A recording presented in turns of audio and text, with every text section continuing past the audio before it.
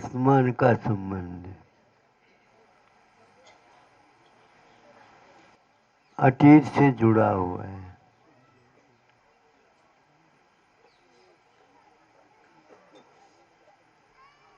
अतीत का फल वर्तमान से जुड़ा हुआ है।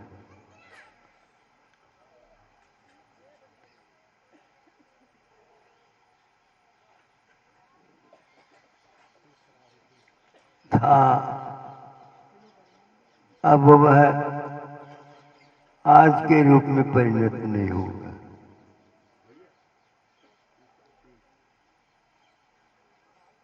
भविष्य का संबंध वर्तमान में होगा।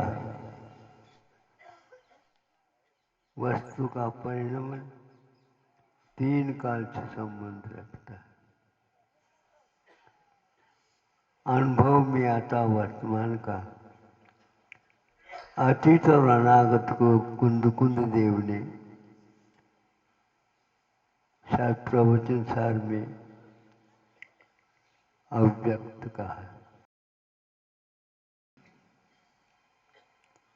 व्यक्त में संवेदन होता है। व्यक्त हो करके अव्यक्त अतीत काल में चला गया, उसका स्मरण हो सकता है। अतीत का स्मरण क्योंकि गया एक संबंध होता है, इसलिए हो जाता है।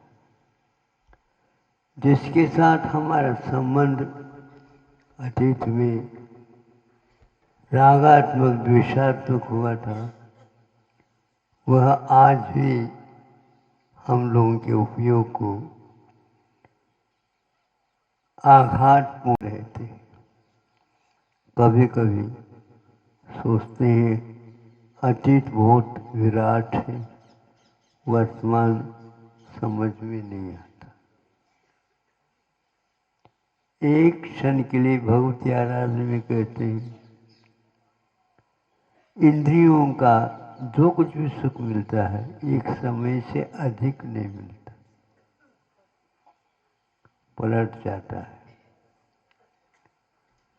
सातत्य बना रहता है तो भिन्न भिन्न निषेकों का भिन्न भिन्न अनुभव के साथ स्वाद आता है।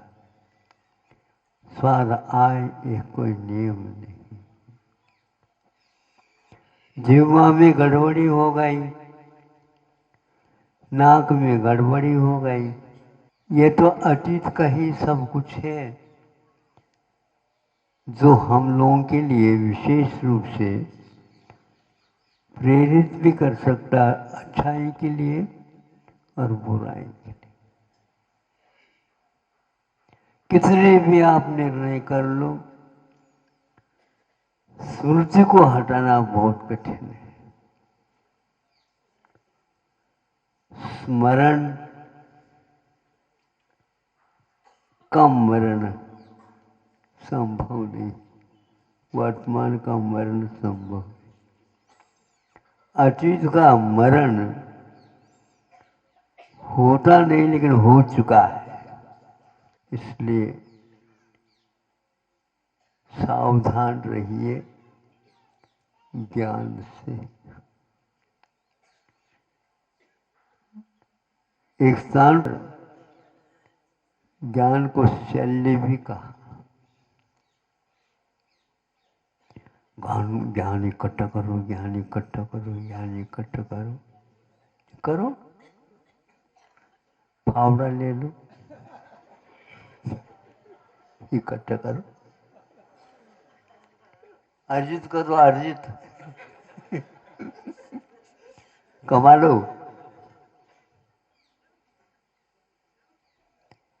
शांत बैठे हैं, आसन लगाए, मौन लिया है,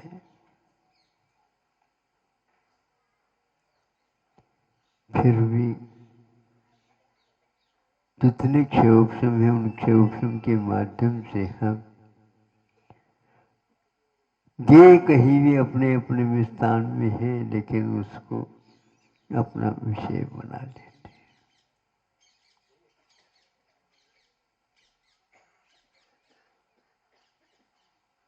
नहीं चाहते हुए भी वो अपने दिमाग में आ जाते।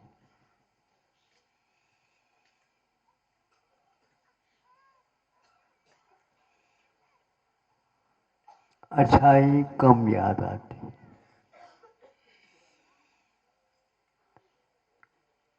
किंतु बुराई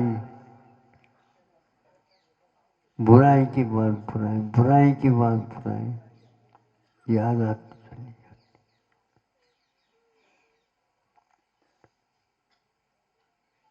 ये आकर के चिपकते नहीं, ज्ञान चिपका देता है।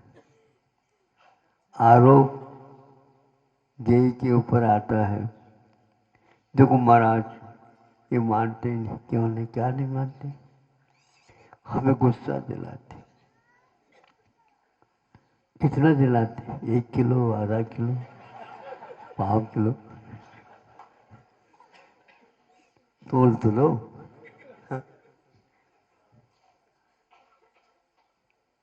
सही है क्या ये? अब इसको शुद्ध करने के लिए कोर्ट में जाना का पड़ता है। कई बार देखा है, ये तो हम नहीं जानते हुए भी बैठे हैं और ये जनाता है, छेड़ देता है। इनको तो बता दो महाराज, आपके पास भक्त बन करके आते।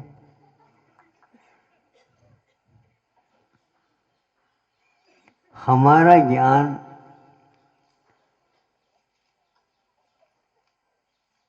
ज्ञान जानता नहीं, ज्ञान का फिर भी हम अभिमान करते हैं। जानहारा आत्म तत्व। गुण कभी भी कार्य नहीं करते। गुण एक शक्ति है आत्म तत्व की।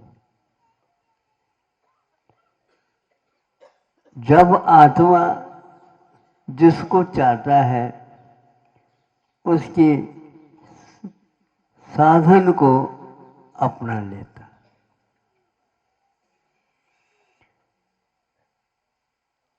ज्ञान रूप परिणाम करता रहता है, लेकिन ज्ञान अपने आप ज्ञान रूप परिणाम नहीं करता, ये हम भूल जाते हैं।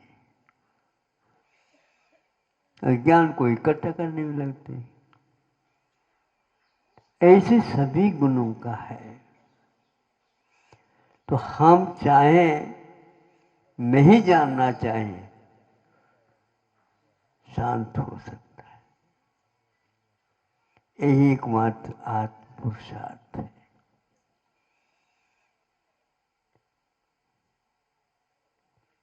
क्योंकि जानता आत्मा है, लेकिन ज्ञान कभी भी ज्ञानी नहीं हो सकता। ज्ञान कभी भी ज्ञानी नहीं हो सकता। ज्ञान गुण रहता है, आत्म द्रव्य ज्ञायक पिंड। ज्ञायक में और ज्ञान में क्या अंतर है? ज्ञायक द्रव्य है और ज्ञान गुण है। इतना अवश्य है, जो परिणाम आत्मद्रव्य करता है तो उसमें जानने रूप करता है तो ज्ञान को चुन लेता है, देखने रूप कर लेता है तो दर्शन को चुन लेता है, संवेदन को चुन लेना चाहता है तो वह सुख को चाहता है। इस प्रकार भिन्न भिन्न रूप से वह आत्मद्रव्य परिणाम करता है, वो शक्तियों को काम में ले लेता है। जबरदस्ती ज्ञान आत्मा को प्रेरित करे, मुझे देख लो, जान लो, नहीं कर सकता। वह निष्क्रिय है। क्या कहा? निष्क्रिय है। बैठा है, हम उठाना चाहे तो उठ सकता है, नहीं तो बैठा हो। थाली में परोस दिया गया है, जबरदस्ती वह मुंह तक आ जाए संभव नहीं।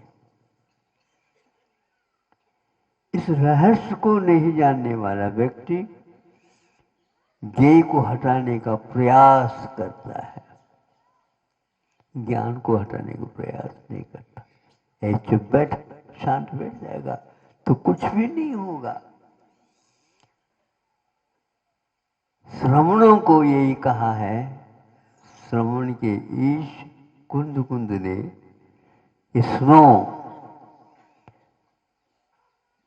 तुम्हें जानना नहीं है, गायक बनना। सम्यक दर्शन तत्वार्थ शुद्धान के रूप में है, लेकिन शुद्धान करने वाला आत्म तत्व। कोई विकल्प नहीं करो, शांत बैठे रहो। तो कैसे बैठे रहे 24 घंटा शांत? अभी वेदी में तो बिठाए नहीं गए यहाँ पे। हाँ, हम चाहते हैं चुप बैठे, सबसे दूर बैठे। बिल्कुल ठीक है, यही सीखने के लिए श्रवण बनता है। एक स्थान पर कहा है, हे श्रवण, तुम शुद्धोपयोग नहीं चाहते हो? महाराज,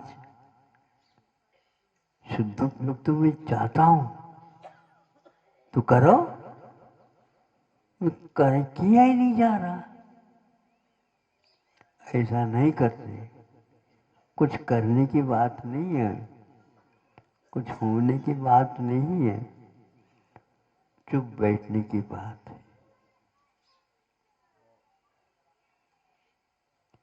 चुप क्यों नहीं बैठता ये? यही एकमात्र रहस्य है। ज्ञान को हमने ऐसा आत्मसात कर रखा है, उसके द्वारा जाने बिना तसल्ली या आकुलता शांत नहीं होती, लेकिन आकुलता और बढ़ती है। यह समय सार में कहा गया है। जितने आप जानोगे उतने आप और आकुलता में आ जाओगे।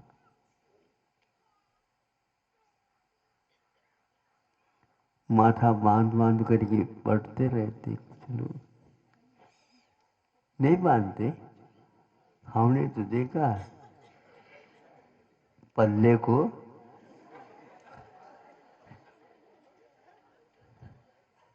तो पढ़ रहे, पढ़ने से यदि ज्ञान होता तो द्वादश अंक रट लेते, कोई है ही नहीं। इसलिए सम्यक ज्ञान, प्रत्याख्यान, संवर आदि आदि इन सब गुणों का वर्णन समय सार में किया। ये तो सब व्यवहार है। नायको सो नायको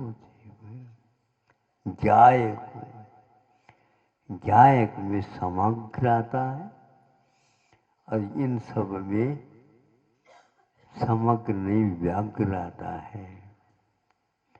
व्याग्र एक प्रकार से हमें परिश्रम कराने के लिए बाध्य कर देता है।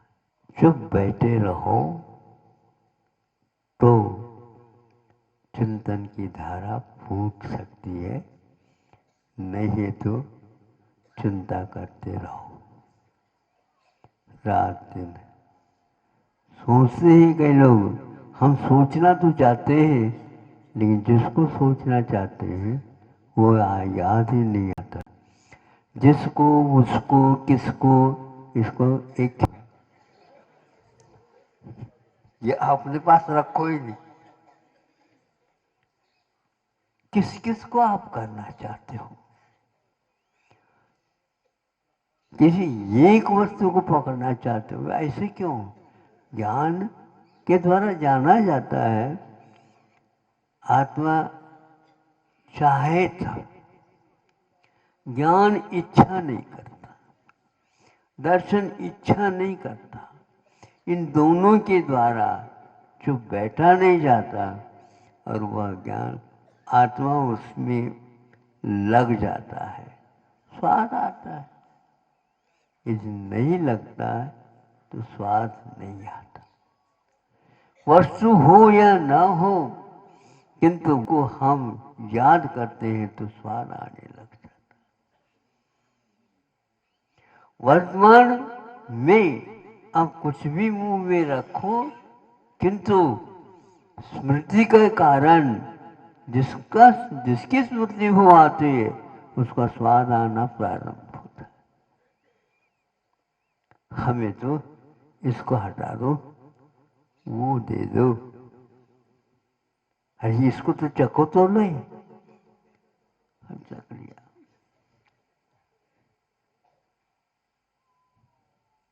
नींबू का जब तक ज्ञात नहीं हुआ, ज्ञान हुआ नहीं, सामने परात भर करके तो कुछ नहीं होता।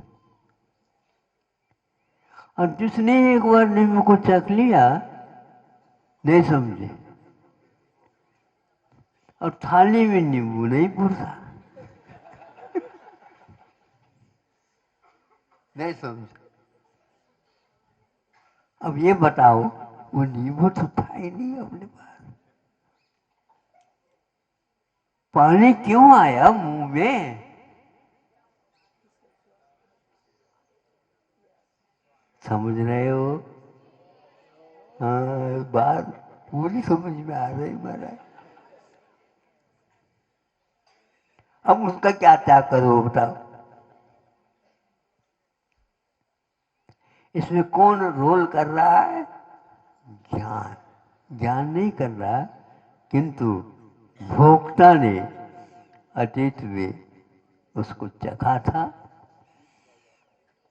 अब वह स्मृति हुआ है,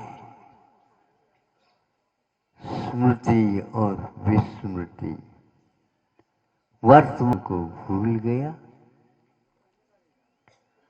और अतीत धूल भी नहीं है, लेकिन उसी में घुस गया।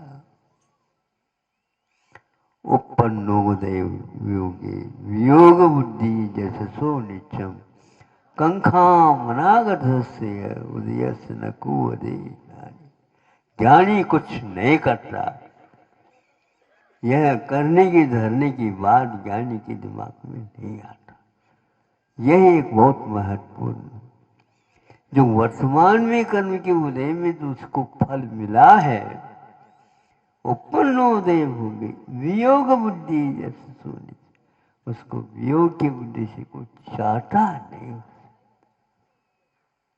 कंखा मनागत से, फिर ऐसी स्थिति में भविष्य संबंधी आकांक्षा उसके दिमाग में आएगी कैसी?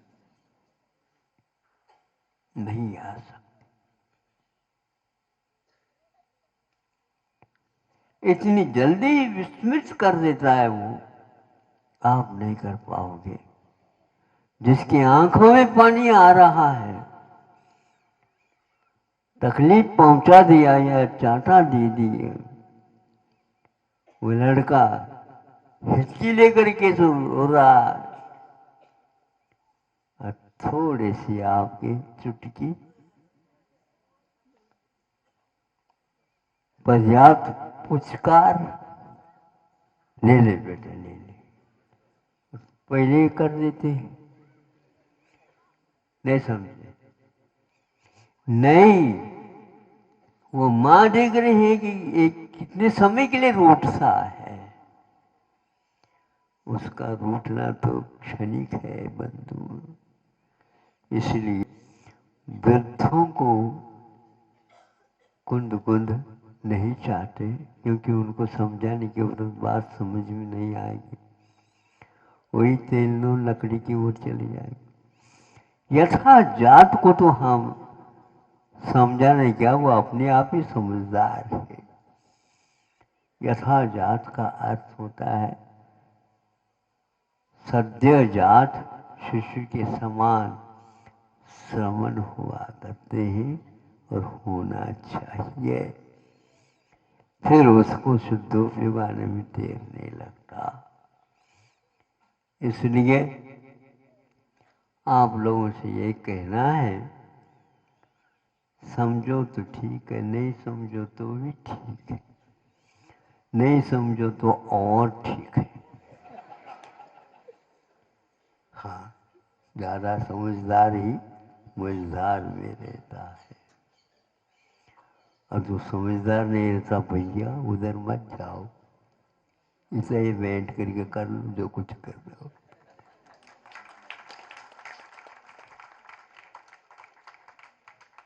दुकान मत खोलो, दुकान खोलो।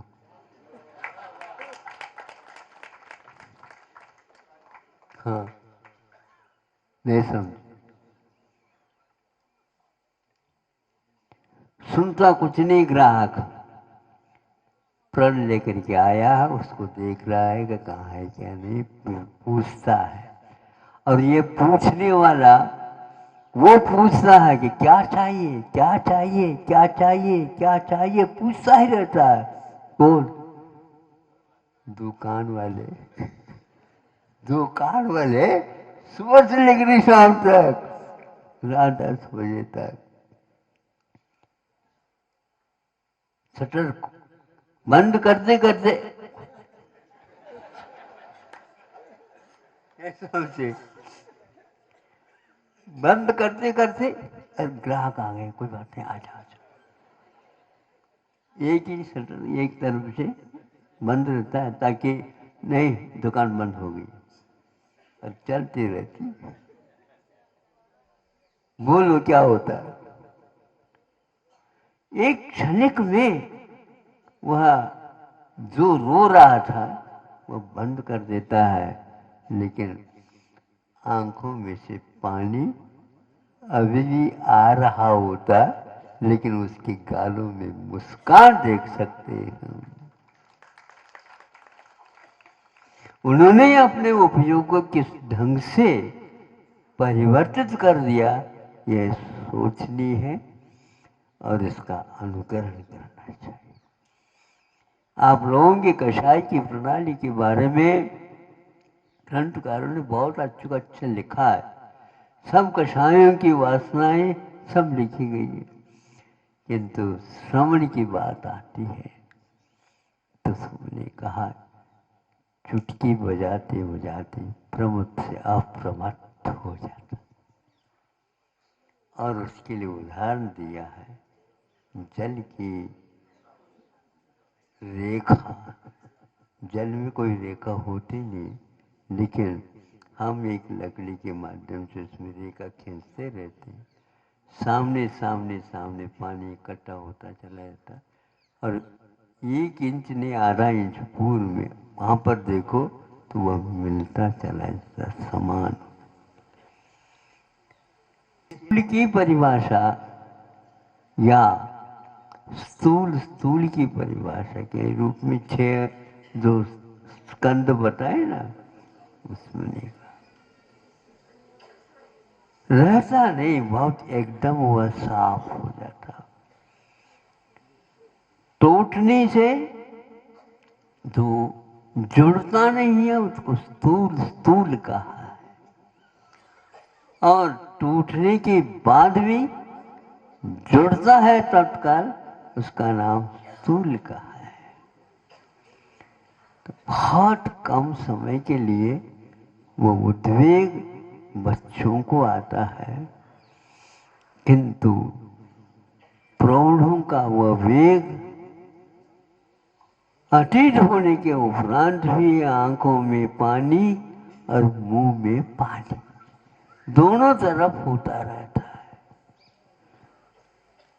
इष्ट का वियोग हुआ, कब तक याद करोगे आप? देव होने के उपरांत भी याद करता है, लेकिन आंखों में पानी वहां नहीं आ सकता, क्योंकि वह स्थिति नहीं है। कितने जन्म हुआ उतनी बार की वो सब स्मृति हुआ आती है, किंतु स्मृति क्या है? स्वाद का विनाशक है, संवेदन का विनाशक है। स्मृति में स्वाद नहीं आता है, ज्ञान लुप्त हो गया होता है, है।